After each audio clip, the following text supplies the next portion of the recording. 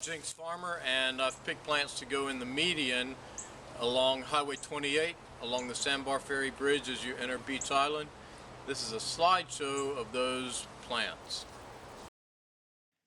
Crape Myrtle Fantasy is a fast grower. These trees were planted on this little road in 2002 as 3-gallon plants, and they've grown this much. It has good fall color, but the best thing about it is this beautiful cinnamon bark that you get to look at all season long.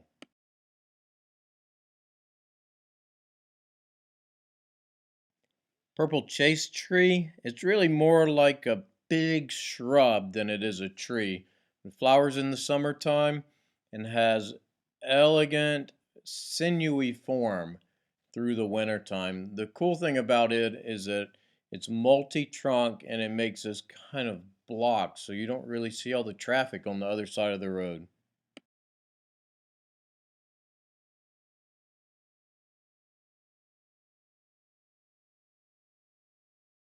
Behind me is a needle palm that I planted about 10 years ago. It was a 1-gallon plant.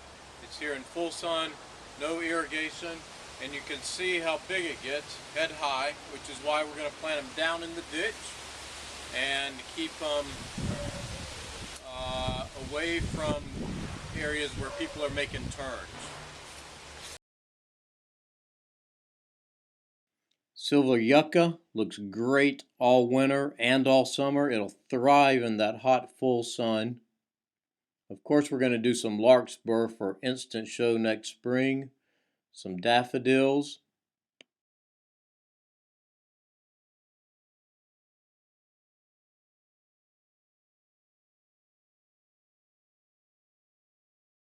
And crinum lilies are sort of my specialty. We're going to do a rich pink one, the one that's kind of even considered red.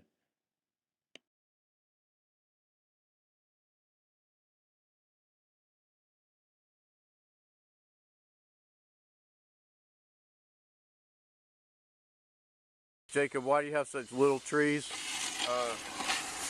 It's cheap. It's cheaper to plant them because you ain't got to pay all the labor to dig bigger holes. Right. It's easier for the plants to adapt to a new place to root and adapt. Like what? Like just like a kid or a kitten or anything like that? Yes. The littler you move it, the easier it is to accept change. When you get old like Jacob, old and gray, you don't want to be moving things too much.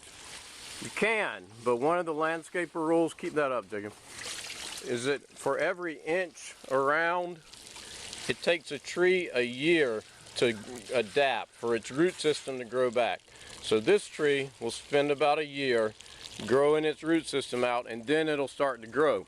If we put in a big tree, like a big 4-inch tree that was that big around, it would sit there for 4 years trying to recover from that move.